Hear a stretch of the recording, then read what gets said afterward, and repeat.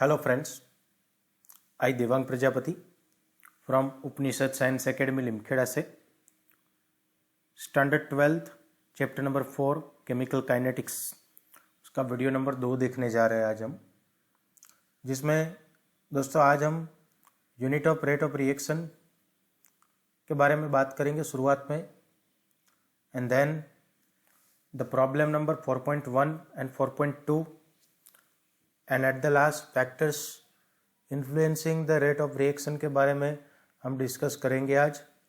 तो चलिए शुरू करते हैं आज का ये video. So first of all, last video में हमने क्या देखा था? We have just started the chapter in which the introductory part and the rate of chemical reaction के बारे में हमने बात किया था। अभी आज के ये वीडियो में units of rate of reaction, then problem number 4.1, 4.2 and the factors which are influencing or which are affecting the rate of reaction के बारे में बात करेंगे। उससे पहले जो बच्चे चैनल में नए हो, चैनल को सब्सक्राइब जरूर से कर देना बच्चों, ताकि आपको नए वीडियो का नोटिफिकेशन तुरंत मिले। Units of rate of reaction. अभी हमारे पास बच्चों दो इक्वेशन है जो आपको पता होगा, एक क्योंकि लास्ट सेशन में हमने ये पढ़ लिया है। तो RAV that is the average rate of reaction for reactant, it is negative the sign because it is going to decreasing along with the time period. Time के साथ रेट ऑफ रिएक्शन, रिएक्टेंट का जो rate है उसका concentration वो decrease हो रहा है, इसलिए यहाँ पे नेगेटिव दिया गया और यहाँ पे पॉजिटिव होता है। ठीक है, delta P upon delta T। ठीक है, अभी इसके ऊपर से हम क्लियरली देख सकते हैं कि यूनिट्स ऑफ रेट रिएक्शन जो बनेगा वो होगा, न्यूमरेटर में क्या दिया है? Concentration. So in numerator will be having the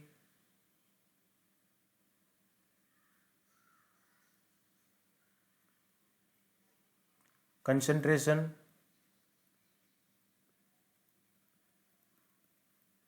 and in a denominator will be having the time. So these can be the unit. For example, अभी concentration जो है उसका यूनिट क्या होता है? For the concentration the unit is mole per liter and for time it is in second। तो दोनों को कंबाइन कर दे हम दोस्तों, मोल पर लीटर इंटू सेकेंड हो जाएगा, मोल पर litre into second. So this would be the unit. अभी अगर हम बात करें कि सपोज कोई गैसियस सिचुएशन हो हमारे पास रिएक्शन, तो ऐसे केसेस में जो कंसंट्रेशन है वो प्रेशर बन जाएगा, या फिर आप बोलो कि प्रेशर है वो कंसंट्रेशन बन जाएगा। ठीक है, तो उसका जो यूनिट होगा वो हो जाएगा ATM पर सेकेंड। ठीक है, so this would be the total 2 units. याद रखना है दोनों सिस्टम के लिए, वन दैट इज मोल पर litre into second, second that is ATM पर सेकेंड। ठीक है, देन इसके बाद हमारे पास एक प्रॉब्लम है, प्रॉब्लम नंबर 4.1। सबसे पहले क्वेश्चन क्या है? बहुत मस्त क्वेश्चन है दोस्तों। ठीक है, तो देखते हैं। From the concentrations of C4H9Cl that is butyl chloride at different times are given, calculate the average rate of reaction. That is सबसे पहले ब्यूटाइल क्लोराइड पानी के साथ रिएक्ट करके C4H9OH ब्यूटाइल अल्कोहल दे रहा है और HCl रिलीज हो रहा है। During this reaction time interval हमें दिया गया है, time 0 to 50 second, 100 second, 150, 200, 300, 400, 700 and 800। वो दौरान का कंसंट्रेशन भी हमें दिया है मोल पर लीटर में 0.100, 0.90, 0.0905, 0.0820, 0.0741, 0.0671, 0.0549, 0.0439, 0.210 एंड 0.017। अभी इसके ऊपर से हम क्या कर सकते हैं? तो अभी हम बोल सकते हैं कि भाई इसमें से हम क्या फाइंड आउट कर सकते हैं, डिफरेंस इन द कंसंट्रेशन। हमारे पास क्या दिया गया है यहाँ पे,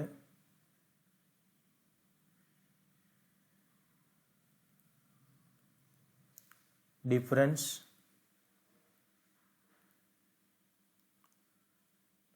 इन कंसंट्रेशन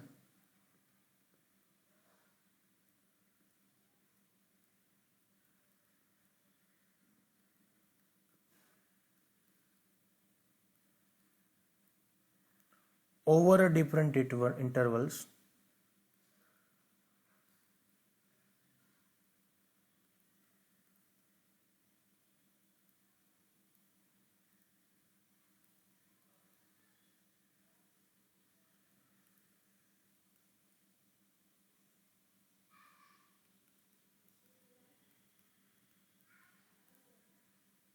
ऑफ टाइम अलग अलग दिया गया है और वो दौरान का कंसंट्रेशन भी हमें दिया गया है, ठीक है।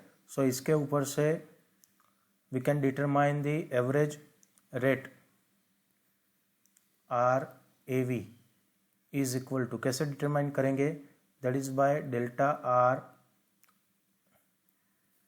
अपॉन डेल्टा T करके, ठीक है। उसमें ये नेगेटिव रहेगा, ठीक है, फॉर रिएक्टेंट। तो ये फॉर्मूला का यूज़ करके हम हमारा काम कर सकते हैं, ठीक है। तो अभी उसके ऊपर से हम एक पूरा टेबल बनाने वाले हैं बच्चों, ठीक है। इतनी चीज़ें आपको दी गई है ऊपर 4.1 में, ठीक है। इसके ऊपर से हम देखो, ये एक टेबल तो ऑलरेडी दिया गया है, ये टेबल से हम एक नया टेबल बनाएंगे, ठीक है। तो अभी हम उसकी बात करेंगे। तो नए टेबल के अंदर जो भी इंफॉर्मेशन चाहिए वो हम बात करेंगे अभी एक एक करके। तो देखो, आपकी बुक में सॉल्यूशन के फॉर्म में ये पूरा टेबल दिया गया है, ठीक है, पर टेबल थोड़ा इनकम्प्लीट जैसा है दोस्तों, ठीक है। अभी इसमें हमें क्या करना है, देखो एक एक करके। तो सबसे पहले हमारे पास हमें फाइंड आउट करना है एवरेज रेट ऑफ रिएक्शन, ठीक है, RAV। तो उसके लिए देखो, आपको टेबल के अंदर देखो सबसे पहले क्या दिया गया है, दैट इज ब्यूटाइल क्लोराइड जो है आपके पास, ठीक है। वो दौरान का T1 टाइम पे उसका कंसंट्रेशन क्या है, तो के पास 0.100 और T2 टाइम पे उसका कंसंट्रेशन कितना हो जाता है 0.0905। T1 समय वो दौरान का कितना है 0 सेकेंड, ठीक है। T2 वो 50 सेकेंड नेक्स्ट वाले का, ठीक है। हमारी बुक में जो आपको क्वेश्चन में दिया है वो सिर्फ 0 के बाद 50 के बाद 100, पर ये इनिशियल टाइम 0 होता है तो उसका फाइनल टाइम 50 सेकेंड हो जाएगा, ठीक है। अभी यहाँ पे डायरेक्टली आपको आंसर दे दिया है, ठीक है, पर ये कैसे आ रहा है वो हमें देखना है, ठीक है। तो देखो, सबसे पहले मैं आपको एक चीज़ बताऊंगा कि आपको एक कैलकुलेशन करनी है सभी चीज़ों की। क्या कैलकुलेशन हम करेंगे, तो सबसे पहले एक पूरा एक कॉलम दूसरा ऐड करना है हमें। वो कॉलम में हम क्या कैलकुलेशन करके ऐड करेंगे, तो मैं आपको यहाँ पे बता देता हूँ। C4H9Cl T2 concentration minus C4H9Cl T1 concentration, ठीक है। ये सभी में हमें डिटरमाइन करना है एक एक करके। तो सबसे पहले के लिए हम कैलकुलेट करेंगे, देखो। तो फर्स्ट ऑफ ऑल हमारे पास है 0.0905 माइनस 0.100, ठीक है। तो ये कर लेंगे सबसे पहले हम 0.0905 में कर लेता हूँ, साथ में आप भी करिएगा। 0.0905 माइनस 0.100, तो इसका आंसर आएगा 0.0095। क्या आंसर आएगा,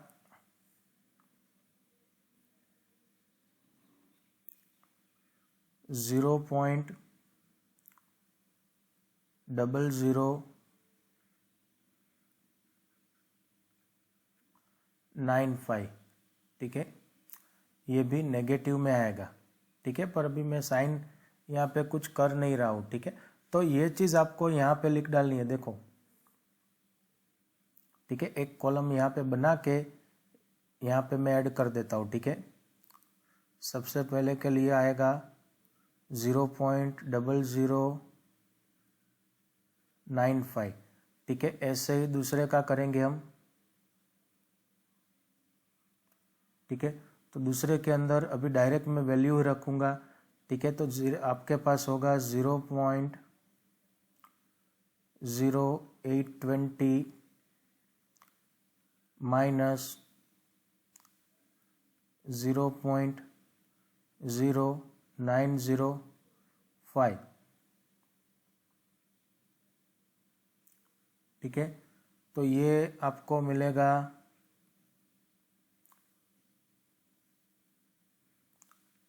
0.0085, तो ये हम यहाँ पे मेंशन करेंगे 0085, ठीक है। इसके बाद तीसरा करेंगे हम, ठीक है। तो ये हो जाएगा 0.0741 माइनस 0.0820, तो ये हमें मिलेगा 0.0079, तो इसको हम यहाँ पे मेंशन करेंगे 0.0079। अभी मैं सीधा यहाँ पे ही कैलकुलेट कर डालता हूँ, ठीक है। 0.0671 माइनस 0.0741, तो इसका आंसर आएगा 0.007, ठीक है। इसके बाद 0.0549 माइनस 0.0671, तो वो आंसर आएगा 0.0122। उसके बाद 0.0439 माइनस 0.0549, तो उसके लिए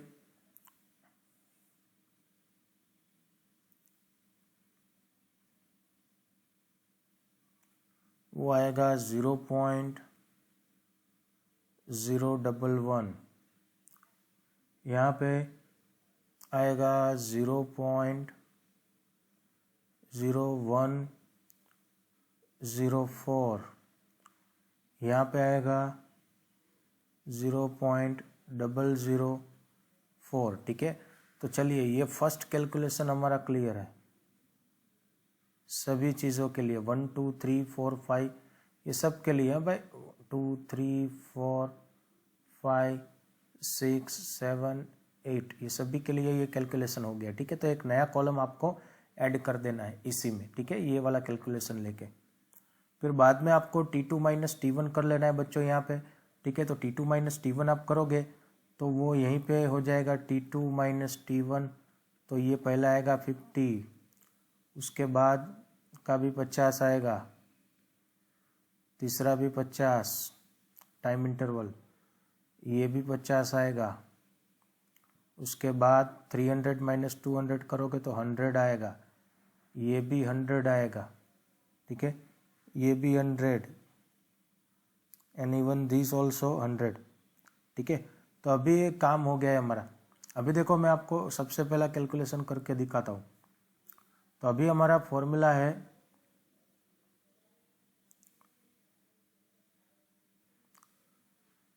तो सबसे पहले हम करेंगे फर्स्ट कैलकुलेशन।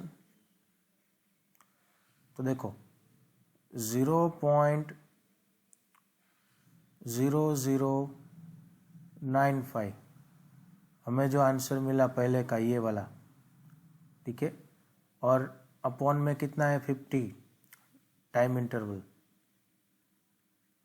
तो इसको आप डिवाइड करके आंसर लेके आओगे तो आपको आंसर मिलेगा 1.9 इंटू 10⁻⁻⁴, ठीक है, जिसका यूनिट रहेगा मोल पर लीटर इंटू सेकेंड, ठीक है। तो ये हो गया देखो 1.9, ठीक है, 1.9 इंटू 10⁻⁻⁴ आएगा। यहाँ पे आपको डायरेक्टली इंटू 10 आपको कर लेना है। 10⁻⁻⁴ देखो ऊपर ही लगा दिया है तो कोई दिक्कत नहीं है, एक साथ कॉमन ही है, ठीक है। फिर दूसरा कैलकुलेशन करेंगे तो दूसरे में आपके पास आएगा 0.0085/50। तो ये आप करोगे तो आपको मिलेगा 1.7 इंटू 10⁻⁻⁴, यूनिट सेम है भाई, अभी हर बार नहीं लिख रहा हूँ। फिर थर्ड कैलकुलेशन करेंगे हम तो उसमें आएगा 0.0079/50। तो इसका कैलकुलेट करोगे तो आपको मिलेगा 1.58 इंटू 10⁻⁻⁴, ठीक है। फिर इसके बाद फोर्थ नंबर का कैलकुलेशन करेंगे तो आपको मिलेगा 0.007 अपॉन टाइम इंटरवल अभी भी 50 है, तो ये आंसर आएगा आपको 1.4 इंटू 10⁻⁻⁴, ठीक है। यूनिट सभी का सिमिलर रहेगा। अभी आगे जाएंगे, 5 नंबर का कैलकुलेशन करेंगे, ठीक है। तो 5 नंबर का कैलकुलेशन में आपके पास देखो वो आगे अभी लिखा हुआ है, ठीक है, वो आपको यहाँ से दूसरी बार, अभी ये तो मेरे रेफरेंस के लिए है, ठीक है। तो 5 नंबर के कैलकुलेशन में आएगा आपका जो कंसंट्रेशन था डिफरेंस वो था 0.0122 अपॉन टाइम इंटरवल 100 हो गया है। अभी तो डिवीज़न करने की ज़रूरत भी नहीं होगी, डायरेक्ट 1.22 इंटू 10⁻⁻⁴, ठीक है। ये देखो 1 2 जीरो उड़ा दिए यहाँ से, ठीक है, तो 1.22 आपको आंसर, ठीक है। पर देखो हमारे पास जो यहाँ पे ऑलरेडी आपके पास 10⁻⁴, ठीक है, वो हमें ऐड करता रहना है साथ में। चलिए फिर हम आगे जाएंगे, यस 6 नंबर में। तो 6 नंबर में आएगा हमारे पास 0.011 अपॉन 100, तो ये हो जाएगा 1.10 इंटू 10⁻⁻⁴, ठीक है। फिर 7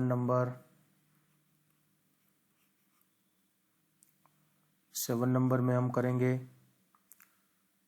0.0104 अपॉन 100, तो ये आ जाएगा 1.04 इंटू 10⁻⁻⁴, ठीक है। 8 नंबर 0.004 अपॉन 100,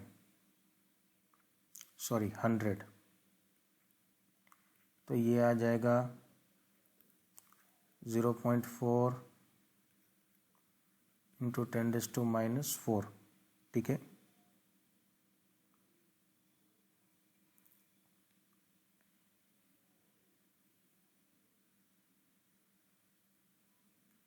रेडी है, क्लियर है, ठीक है।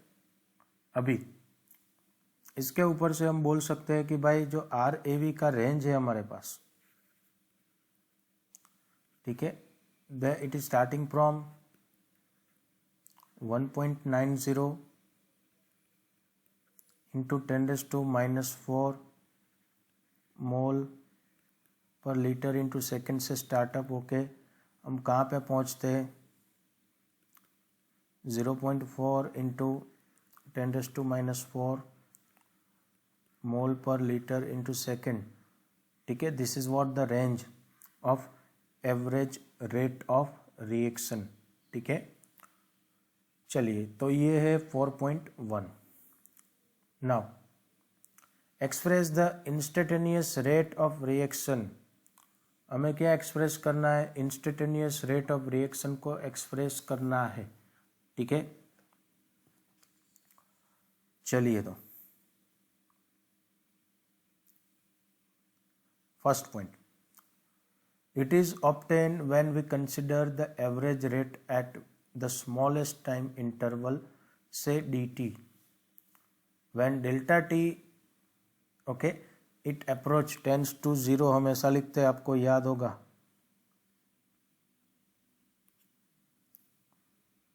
Yes, delta t tends to 0। ठीक है, जब स्मॉल इंस्टेंटेनियस रेट हम डिटरमाइन करते हैं तो ये डेल्टा हमें नहीं लिखना है, वहां पे क्या लिखेंगे? हम dt लिखेंगे। ठीक है, सेकेंड पॉइंट, हेंस हम mathematically for an infinitely small dt instantaneously, तो इंस्टेंटेनियस रेट कैसे डिटरमाइन करेंगे उसके ऊपर से, तो R A V average delta R upon delta T is equal to plus delta P upon delta T. ये reactant का कंसंट्रेशन जो है वो चेंज हो रहा है, ये प्रोडक्ट का कंसंट्रेशन बढ़ रहा है। ठीक है, डेल्टा टी टेंड्स टू 0। तो अभी हम आर इंस्टेंटेनियसली फाइंड करें तो हमें डेल्टा की जगह पे क्या लगाने वाले हैं भाई? D R upon D T. ठीक है, वो नेगेटिव में। ठीक है, ये रहा देखो। देन अगर प्रोडक्ट हो तो D P upon D T. ठीक है, वो पॉजिटिव में आ जाएगा। तो ये हो गया आपका express the rate of reaction, instantaneous rate. कैसा? Instantaneous rate. ठीक है, then it can be determined by graphically drawing a tangent at time t on either side of the curves for the concentration of reactant and the product versus time t and calculating its slope। तो उसके लिए हम graph plot करेंगे।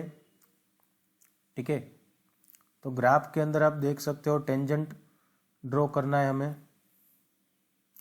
ये रहा देखो, ये tangent हो गया यहाँ से ऐसे स्ट्रेट लाइन में।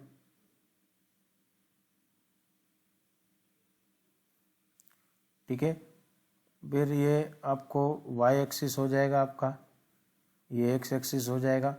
ठीक है, ये इंस्टेंटेनियस रेट है, आर इंस्टेंटेनियस रेट। ठीक है,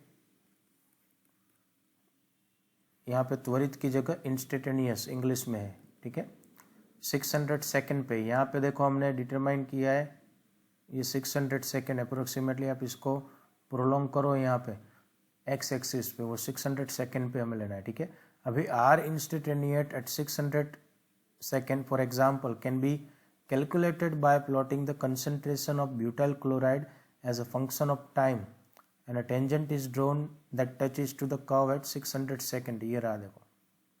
ठीक है,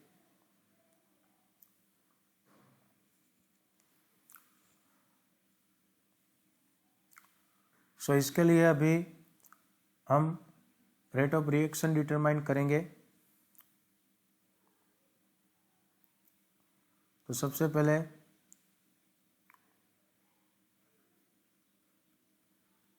are instantaneous at 600 second is equal to, देखो ये कहाँ पे टच कर रहा है, हमें वो टच करवाना है यहाँ पे, ये लाइन को y एक्सिस पे। तो ये जो वैल्यू है वो है 0.0165। अगर आप अच्छे से वो वैल्यू ग्राफ लिया हो तो पूरा ग्राफ पेपर में। ठीक है, और ये जो यहाँ पे है वो टच कर रहा है यहाँ पे कहीं पे। ठीक है, तो ये वैल्यू है आपके पास 0.037। ठीक है, तो काम बन गया हमारा।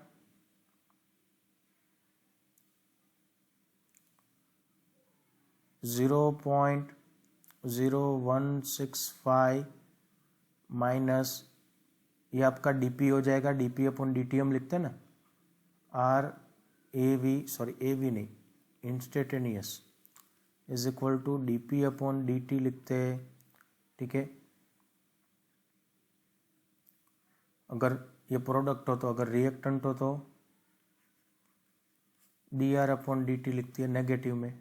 ठीक है, चलिए माइनस, तो ये डिफरेंस आ जाएगा 0.037 अपॉन वो दौरान का टाइम पीरियड देख लेते हैं। तो ये देखिए, ये है 400 और ये है 800 यहाँ पे। ठीक है, तो हम बनाएंगे भाई 800 माइनस 400। ठीक है, तो इसका आंसर हमें मिले जाएगा 5.12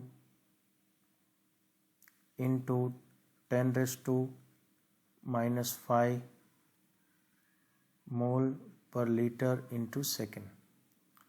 ठीक है, अभी देखो सपोज ऐसे ही हम, ये तो 600 सेकेंड पे हमने आर इंस्टेंटेनियस लिया, तो सपोज कोई बोले कि भाई सर मुझे तो टी 250 हो, 250 सेकेंड, तो वो टाइम पे यही चीज़ कैलकुलेट करनी है। तो इसका आंसर आपको मिलेगा आर इंस्टेंटेनियस में, तो डायरेक्टली अभी आंसर लिख रहा हूँ, R instantaneous is equal to 1.22 into 10⁻⁻4 unit similar रहेगा मोल पर लीटर इंटू सेकेंड, लिख नहीं रहा हुआ। सपोज अभी T is equal to 350 second पे ये आर इंस्टेंटेनियस हम कैलकुलेट करें तो वो हमें मिलने वाला है 1 इंटू 10⁻⁻4 यूनिट सिमिलर रहेगा। ऐसे ही T is equal to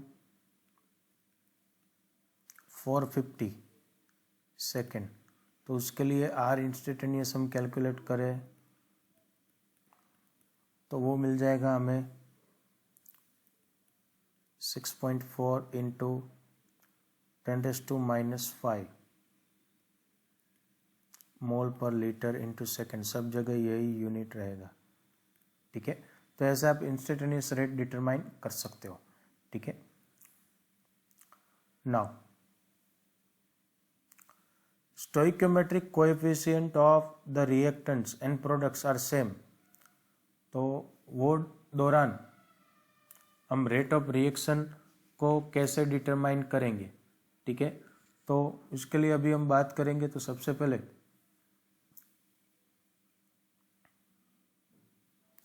yes, स्टोइक्योमेट्रिक coefficient similar चाहिए, तो ऐसा एक एग्जाम्पल हम लेंगे, जैसे कि Hg लिक्विड फॉर्म में combine with Cl2 gaseous form में, ये हमें देने वाला है HgCl2 इन सॉलिड फॉर्म। तो यहाँ पे हम देखें तो ये 1, इसका भी स्टोइक्योमेट्रिक कोएफिशिएंट 1, इसका भी 1। ठीक है, तो reactant as well as product का स्टोइक्योमेट्रिक कोएफिशिएंट कैसा है, इक्वल है। तो ऐसे केसेस में स्टोइक्योमेट्रिक कोएफिशिएंट अगर रिएक्टेंट और प्रोडक्ट का सेम हो तो रेट ऑफ रिएक्शन हम कैसे डिटरमाइन करेंगे। तो भाई रेट ऑफ रिएक्शन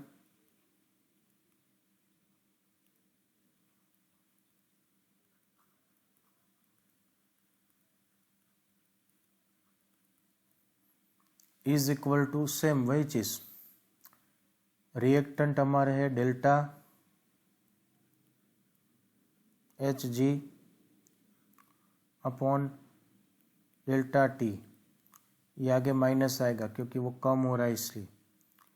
ऐसे ही दूसरा रिएक्टेंट है हमारे पास, माइनस में delta Cl2 upon delta T, ठीक है, इज इक्वल टू प्रोडक्ट क्या है हमारा, प्रोडक्ट तो बढ़ रहा है तो उसके लिए प्लस लिखना पड़ेगा, ठीक है, delta Hg Cl2 upon delta T, ठीक है। तो ये बात हो गई भाई stoichiometric coefficient of the reactant and product जब वो सेम होता है तब, ठीक है।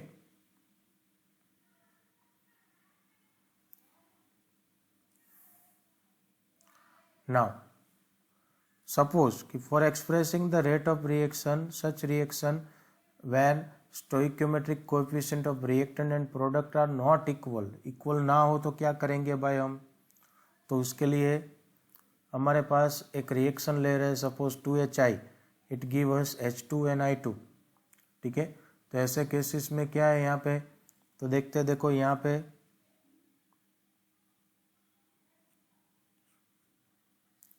यस HI के 2 मोल्स हैं, H2 यहाँ पे 1 मिलेगा, ये भी 1 मिलेगा भाई, ठीक है। तो ये दोनों के जो स्टोइकियोमेट्रिक कोएफिशिएंट है रिएक्टेंट और प्रोडक्ट के वो डिफरेंट है, अलग अलग है, ठीक है।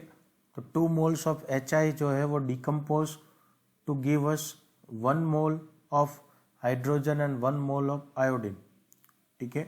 For expressing the rate of such reaction where stoichiometric coefficient of reactant और products are not equal to 1, the rate of disappearance of any one of the reactant or the rate of appearance of product is divided by the respective stoichiometric coefficient। तो देखो since the consumption of rate of consumption of HI is twice, वो double है rate of formation H2 और I2 से, ठीक है। to make the equal the term delta HI is divided by 2, ठीक है। जो डेल्टा HI का कंसंट्रेशन होगा उसको हमें 2 से डिवाइड करना पड़ेगा। तो रेट ऑफ रिएक्शन हम कैसे डिटरमाइन करेंगे, तो ये हमारा रेट ऑफ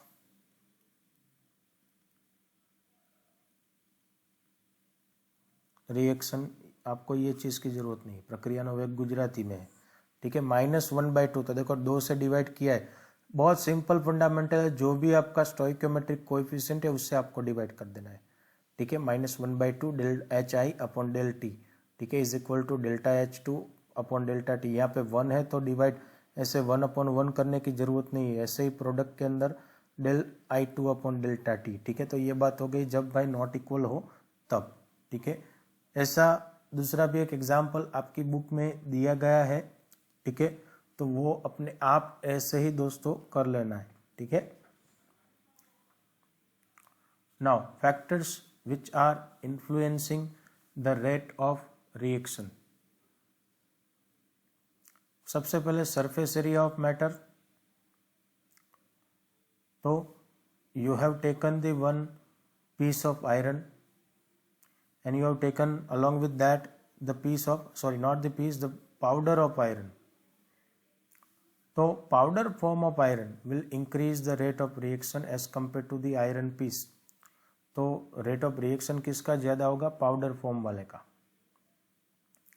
क्यों ऐसा, क्योंकि पाउडर फॉर्म जो है वो सरफेस एरिया बढ़ा देगा भाई, ठीक है। सरफेस एरिया बढ़ेगा तो रेट ऑफ रिएक्शन एनहांस होगा।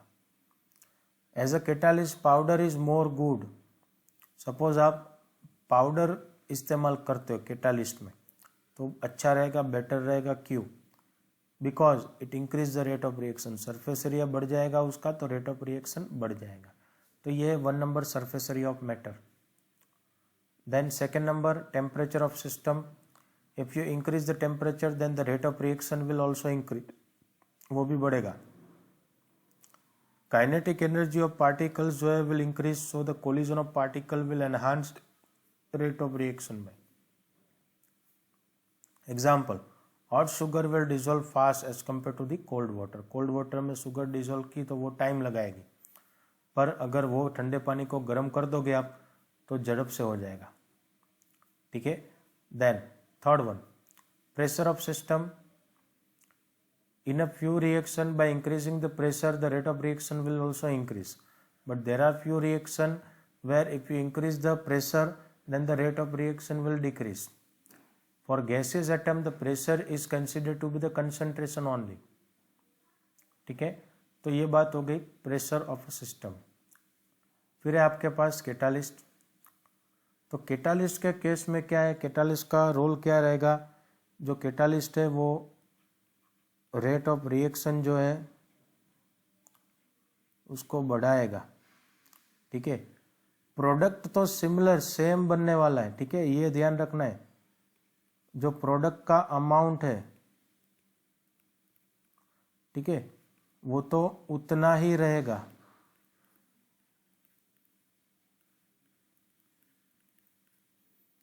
पर आपको जल्दी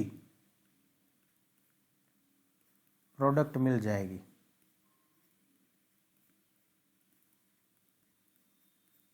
ठीक है, अगर आपने कैटालिस्ट इस्तेमाल किया हो, क्योंकि जो कैटालिस्ट का काम रहता है वो एक्टिवेशन एनर्जी जो है ये वो डिक्रीज करेगा। ठीक है, कैटालिस्ट अगर आपने इस्तेमाल किया हो तो ठीक है, प्रोडक्ट का जो अमाउंट है वो तो सिमिलर रहेगा, प्रोडक्ट तो इतना ही मिलेगा, पर आपको कम समय में और बहुत जल्दी आपको प्रोडक्ट दे देगा अगर आपने कैटालिस्ट का इस्तेमाल किया हो तो। ठीक है, then the next one, that is the concentration. Rate of chemical reaction is depending on the reactant and product, दोनों के कंसंट्रेशन पे ऊपर वो डिपेंडेंट है। Concentration of reactant is decreasing, then the rate of reaction is also decreasing. Reactant का concentration कम होता जा रहा है, तो ऐसे ही रेट ऑफ रिएक्शन भी कम होता जाएगा। इसका उल्टा, आप रिएक्टेंट का कंसंट्रेशन बढ़ा रहे हो, ठीक है, तो रेट ऑफ रिएक्शन भी बढ़ जाएगा। ठीक है, तो ये है आज का सेशन दोस्तों। ठीक है, कुछ भी डाउट हो तो कमेंट बॉक्स में जाके कमेंट कर सकते हो। Thank you.